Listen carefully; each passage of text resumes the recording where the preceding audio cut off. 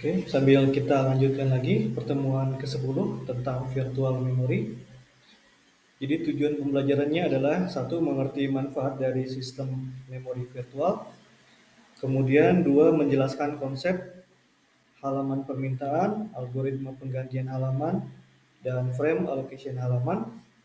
Kemudian juga tiga, membahas prinsip-prinsip model perangkat kerja.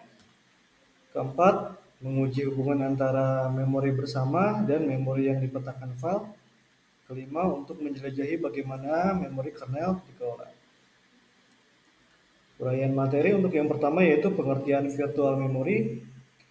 Virtual memory adalah teknik yang memungkinkan pelaksanaan proses yang tidak sepenuhnya ada dalam memori. Salah satu keuntungan utama dari skema ini adalah bahwa program bisa lebih besar dari memori fisik. Nah, jadi ketika kita menggunakan virtual memory, memori yang digunakan sebuah program, misalkan kita menggunakan program yang butuh banyak memori. Nah, misalkan program apa tuh yang makan banyak memori? Contohnya misalkan kayak Photoshop atau apalagi selain Photoshop, Corel. Itu kan pakai memori banyak tuh. Terus selain Corel ada apa lagi?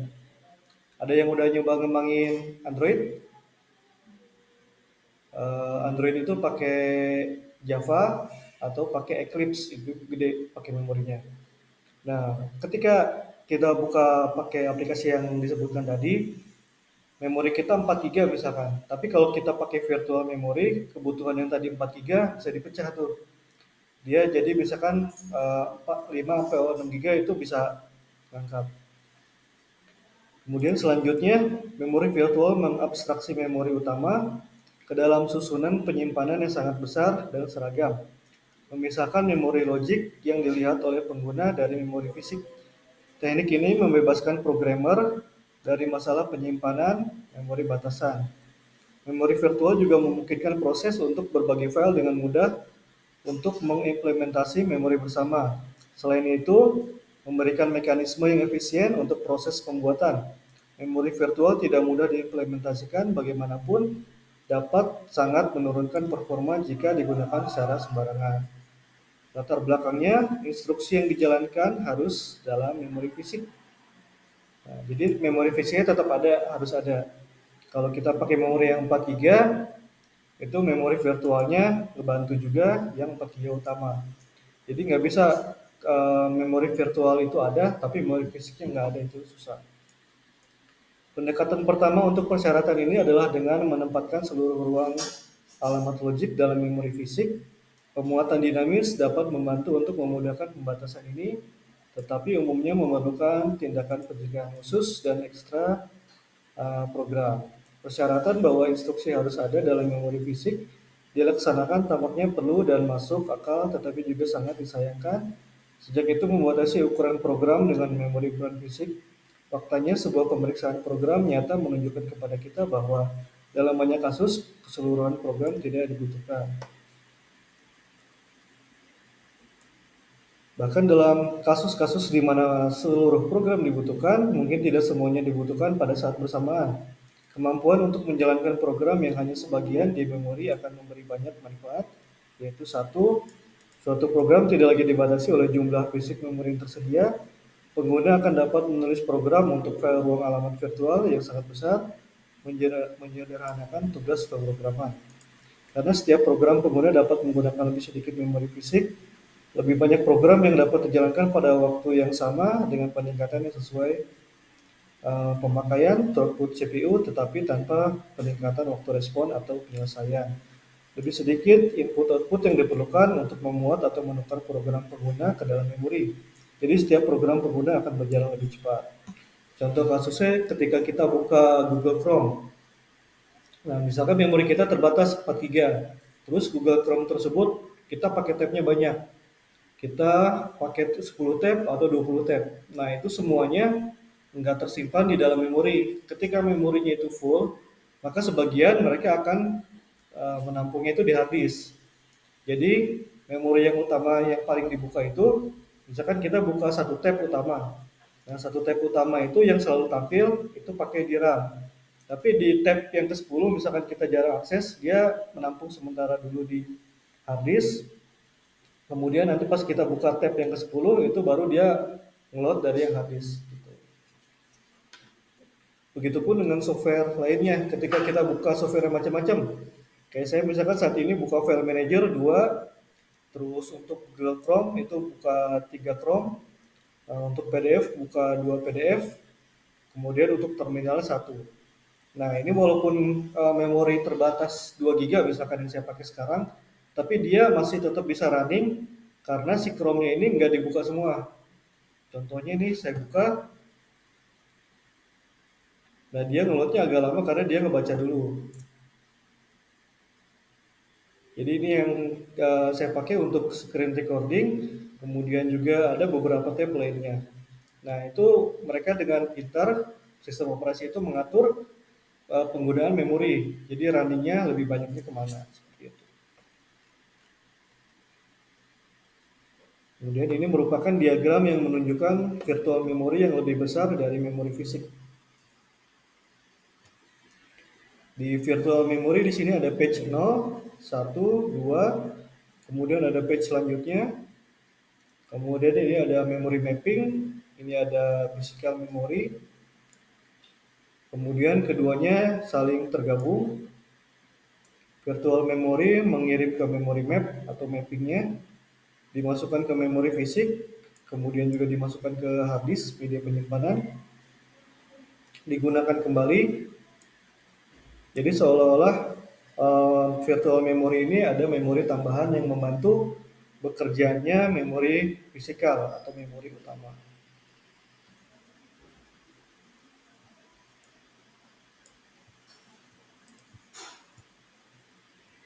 Kemudian juga ada permintaan pemberian halaman atau demand paging. Pertimbangkan bagaimana program yang dapat dieksekusi dapat dimuat dari disk ke dalam memori. Jadi dari hard disk kemudian dimasukkan ke memori si program tersebut. Salah satu opsinya adalah dengan memuat seluruh program ke dalam memori fisik. Pada program waktu eksekusi sebuah strategi alternatif adalah memuat halaman yang hanya jika diperlukan. Teknik ini dikenal sebagai permintaan paging dan biasanya digunakan dalam sistem memori virtual. Dengan memori virtual, halaman permintaan, halaman dimuat hanya saat halaman tersebut diminta selama eksekusi program. Halaman yang tidak pernah diakses dengan demikian tidak pernah dimuat ke dalam memori fisik. Nah, seperti yang contoh tadi, misalkan kita buka 10 Google Chrome, 10 tab, ternyata ke tab yang kedua sampai ke 10 itu jarang kita akses, makanya dia cuma nyimpennya di hard disk dan tidak ditaruh di RAM fisik utama. Jadi memori yang running itu dapat lebih banyak, seperti itu. Sistem halaman permintaan mirip dengan halaman dengan swapping di mana proses berada di memori sekunder. Sistem permintaan halaman mirip dengan sistem halaman dengan swapping berada di memori sekunder, biasanya di disk. Nah, memori ini ada banyak, ada yang kita pakai utama itu RAM, random access memory. Itulah tempat di mana kita menyimpan program utama yang dijalankan. Kemudian di sini menggunakan memori sekunder, yaitu hard disk yang kita pakai. Jadi mungkin di beberapa tempat juga ada memori fisik yang bisa dipakai. Memori sekundernya misalkan dalam bentuk SATA atau dalam bentuk SSD menggunakan port USB 3.0. Itu pun bisa digunakan sebagai virtual memory atau memori sekunder yang membantu memori utama RAM dan juga hard disk yang utama ada di laptopnya. Saat kami ingin menjalankan suatu proses, kami menukarnya ke dalam memori daripada menukar seluruh proses ke dalam memori. Jadi di switch gitu. Kami menggunakan penukar untuk menukar memanipulasi seluruh proses. Sedangkan halaman berkaitan dengan halaman individu suatu proses, jadi menggunakan paging daripada swapper. Nah ini contohnya, ini ada running dua program, ada program A dan program B. Dari seluruh memori yang dipakai, misalkan ada 1 GB, dia di switch, ada swipe out, di sini dimasukkan, dan juga ada swipe in. Jadi swipe out itu ketika program A tidak dipakai, 1, 2, 3, 4, ada 4 giga misalkan tidak dipakai, dia dimasukkan ke hard disk. Hard disknya itu dia tempatkan di hard disk yang kosong di 4, 5, 6, 7. Kemudian ini untuk contoh swipe in-nya ada titik 18, 17, 18, 19, jadi ini dimasukkan seperti itu. Dimasukkan kembali ke dalam program B ketika dia dibutuhkan. Jadi ini contoh penggunaan atau transfer memori paging ke dalam ruang disk. Nah, seperti ini contoh gambarnya.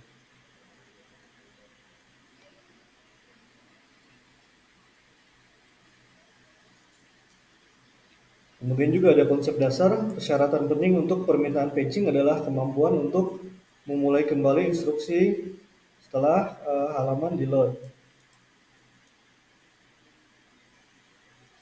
Jadi ada register, ada code condition, ada instruction dari progres yang terputus dari program tersebut, kemudian dimulai kembali di proses yang tempatnya sama persis dan statusnya. Kemudian juga dia ada copy on write,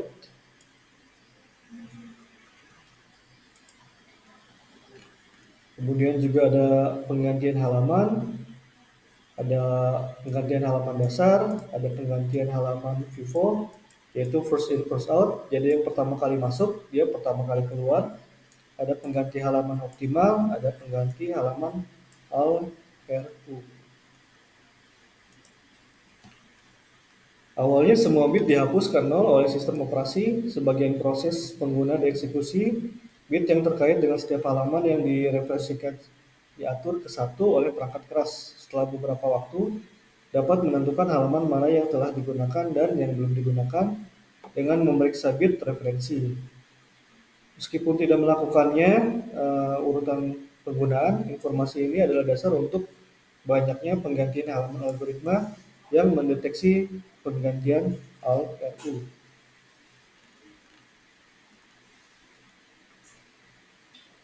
Ada juga algoritma penyangga halaman. Beberapa sistem Unix menggunakan metode ini bersama dengan algoritma kesempatan kedua. Ini bisa menjadi augmentasi yang berguna untuk setiap algoritma penempatan halaman untuk mengurangi penalti yang ditimbulkan jika korban salah halaman dipilih. Kemudian juga ada aplikasi penggantian halaman. Aplikasi seperti ini mengerti penggunaan memori dan penggunaan disk. Mereka lebih baik daripada sistem operasi yang menerapkan algoritma untuk penggunaan tujuan umum.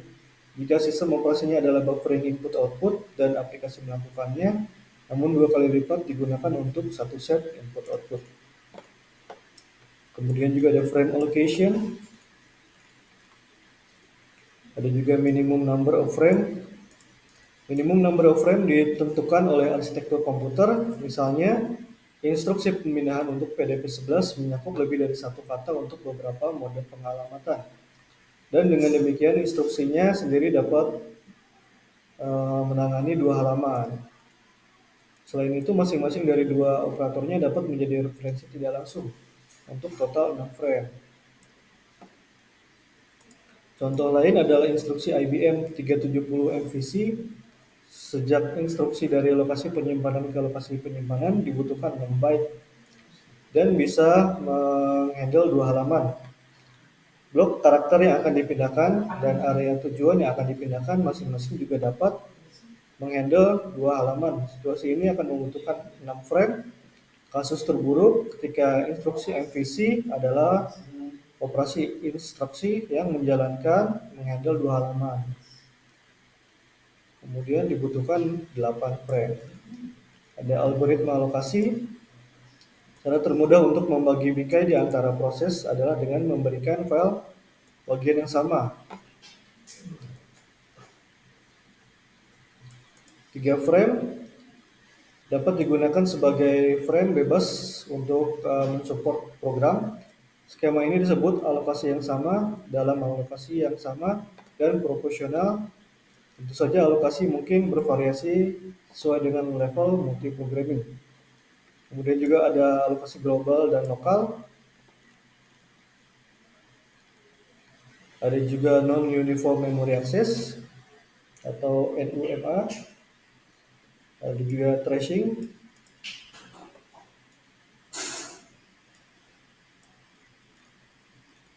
Kemudian juga ada file yang ditetapkan di memori.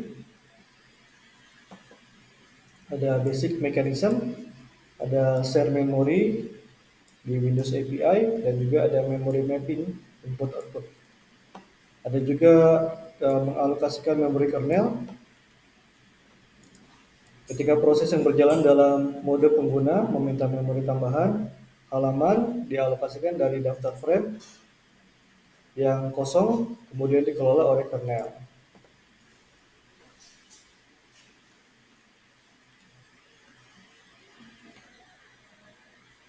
Kemudian juga ada strategi untuk mengelola memori, yaitu ada body system dan alokasi slab.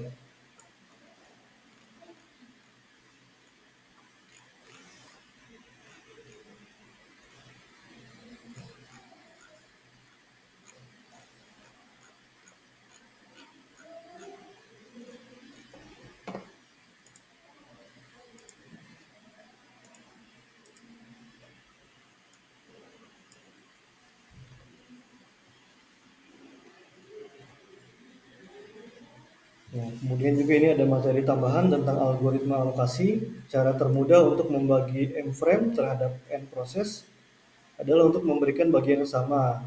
Ini yang dijelaskan tadi. Sebagai contoh, ada 93 frame yang tersisa dan 5 proses, maka tiap proses akan mendapatkan 18 frame.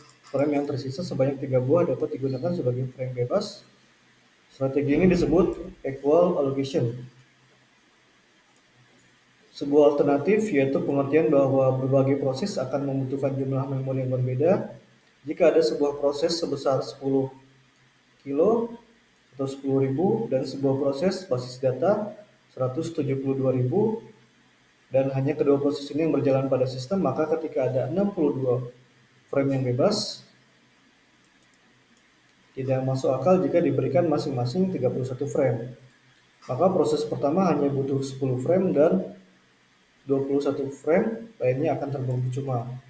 Untuk menyelesaikan masalah ini, kita menggunakan proportional allocation. Kita mengalokasikan memori tersedia kepada setiap proses tergantung pada ukurannya. Contohnya adalah let the size of virtual memory for process PI be SI and define as C.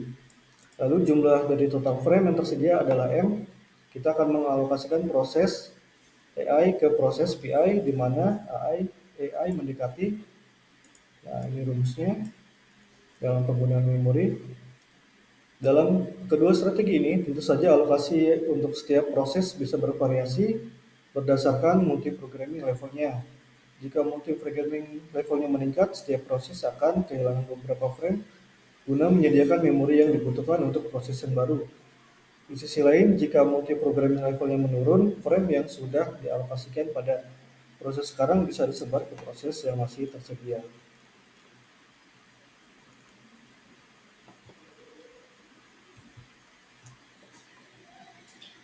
Kemudian alokasi global dan lokal yang tadi, faktor yang penting lain dalam cara-cara pengalokasian frame ke berbagai proses adalah penggantian halaman. Dengan proses yang bersaing mendapatkan frame, kita dapat mengklasifikasikan algoritma penggantian halaman ke dalam dua kategori port, penggantian global dan lokal. Penggantian global memperbolehkan sebuah proses untuk menyelesaikan sebuah frame pengganti dari himpunan semua frame, meskipun frame tersebut sedang dialokasikan untuk beberapa proses lain. Satu proses dapat mengambil sebuah frame dari proses yang lain. Penggantian lokal mensyaratkan bahwa setiap proses boleh menseleksi dari himpunan frame yang telah teralokasi pada proses itu sendiri.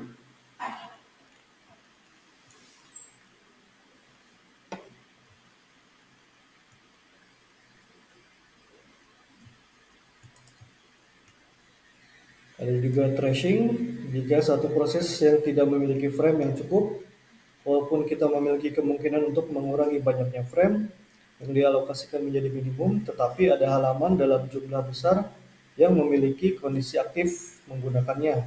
Maka hal ini akan mengakibatkan kesalahan halaman Pada kasus ini kita harus mengganti beberapa halaman menjadi halaman yang dibutuhkan, walaupun halaman yang diganti pada waktu dekat akan dibutuhkan lagi. Hal ini mengakibatkan kesalahan terus-menerus. Aktivitas yang tinggi dari paging disebut tracing.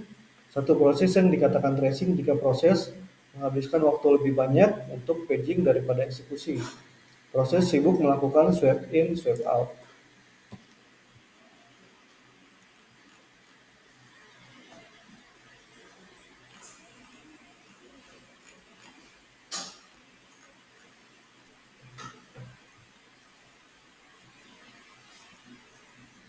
Nah, ini contohnya tadi, beberapa contohnya. Ini pada Windows NT. Windows NT mengimplementasikan memori virtual dengan menggunakan demand paging melalui clustering. Clustering menangani page default dengan menambahkan tidak hanya page yang terkena fault, tetapi juga beberapa page yang ada dekat page tersebut. Saat proses pertama dibuat, dia diberikan working set minimum, yaitu jumlah minimum page yang akan dijamin oleh suatu proses. Jika memori yang cukup tersedia, proses dapat diberikan halaman sebanyak working set minimum. Manajer memori virtual akan menyimpan daftar dari frame yang bebas. Terdapat juga sebuah nilai batasan yang diasosiasikan dengan daftar ini untuk mengindikasikan apakah memori yang tersedia masih mencukupi. Jika proses tersebut sudah sampai working set maksimum, akan terjadi page fault atau kesalahan halaman, maka harus memilih page pengganti dengan menggunakan kebijakan page lokal, first in, first out. Kemudian juga ada contohnya pada OS Solaris 2, ada juga contohnya pada Linux.